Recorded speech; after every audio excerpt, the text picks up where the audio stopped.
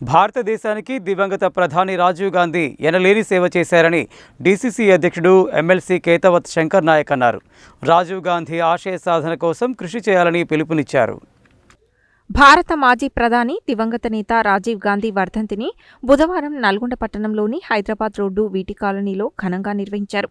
ఈ కార్యక్రమంలో MLC DCC అధ్యక్షుడు కేతవత్ శంకర్ నాయక్ ముఖ్య అతిథిగా పాల్గొని పట్టణ కాంగ్రెస్ పార్టీ అధ్యక్షుడు గుమ్మల మోహన్ రెడ్డి, మాజీ municipal chairman Burri Srinivas Reddy, vice chairman Abbaguni Ramesh Goud, market committee chairman Jukuri Ramesh, మాజీ జెడ్పీటీసీ వంగూరి లక్ష్మయ్యతో కలిసి రాజీవ్ గాంధీ విగ్రహానికి పూలమాలలు వేసి నివాళులు అర్పించారు. ఈ సందర్భంగా ఆయన మాట్లాడుతూ దేశానికి రాజీవ్ గాంధీ చేసిన సేవలను కొనియాడారు. పార్టీ శ్రేణులంతా రాజీవ్ గాంధీ ఆశయ సాధన కోసం కృషి చేయాలని పిలుపునిచ్చారు. ఈ కార్యక్రమంలో కాంగ్రెస్ పార్టీకి చెందిన మాజీ ప్రజాప్రతినిధులు, పార్టీ నాయకులు, కార్యకర్తలు, మహిళా కాంగ్రెస్, యువజన కాంగ్రెస్ నాయకులు పాల్గొన్నారు.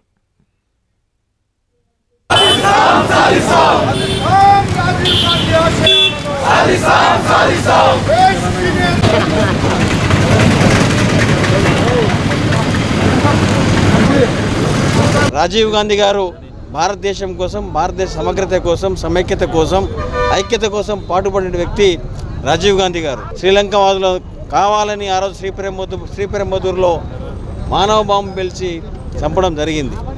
ఏదేమైనా సరే ఇలా ఎన్నో సంక్షేమ పథకాలు పెట్టినారు. ఇవాళ సన్నబియ్యం ప్రోగ్రాం తీసుకొచ్చినారు ఇలా ఉత్తమ్ కుమార్ రెడ్డి గారు. అదేవిధంగా అరణ్య మంత్రి గారు వెంకటరెడ్డి గారు నల్గొండ పట్టణాన్ని తీర్చిదిద్దుతూ ఉన్నాడు. ఇవాళ వీరందరూ గమనిస్తూ ఉన్నారు. ఇవాళ బీజేపీ వాళ్ళు, బీఆర్ఎస్ వాళ్ళు మాయా మాటలు చెప్పిపోయినారు తప్ప ఈ ప్రజాప్రభుత్వంలో ఒక పని చేయలేదు. ఇలా భూభారతి చట్టాన్ని తీసుకొచ్చినాం, 6 గ్యారెంటీలు తీసుకొచ్చినాం, రుణమాఫీ చేసినాం, ఇప్పుడు రైతు భరోసా పూర్తిగా వేస్తూ ఉన్నాం, తర్వాత కుల గణన చేసినాం, వర్గీకరణ చేసినాం. ఎన్నో సంక్షేమ పథకాలతో కాంగ్రెస్ పార్టీ ముందుకు పోతా ఉంది. మనం మీనాక్షి నటరాజన్ గారు జై బాబు జై భీమ్ పథకాన్ని జై సంవిధాన్ రాజ్యాంగాన్ని పరీక్షించాలని చెప్పి మనం గ్రౌండ్ లెవెల్లో కూడా ఎన్నో కార్యక్రమాలు చేస్తూ ఉన్నాం. కాబట్టి దయచేసి కార్యకర్తలు గమనించుకోండి. ఇలా కాంగ్రెస్ పార్టీ చాలా పెద్ద పార్టీ. కాంగ్రెస్ పార్టీ మనకు శరణ్యం కాబట్టి ఈ బీజేపీ, బీఆర్ఎస్ మాటలు నమ్మకుండా కాంగ్రెస్ పార్టీ ముందుకు తీసుకుపోవాలి.